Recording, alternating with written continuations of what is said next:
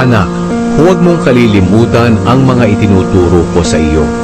Ingatan mo sa iyong puso ang mga iniuutos ko, sapagkat ito ang magpapahaba at magpapaunlad ng iyong buhay. Manatili kang mapagmahal at matapat. Alalahanin mo itong lagi at itanim sa iyong isipan. Kapag ginawa mo ito, malulugod ang Diyos, pati na ang mga tao.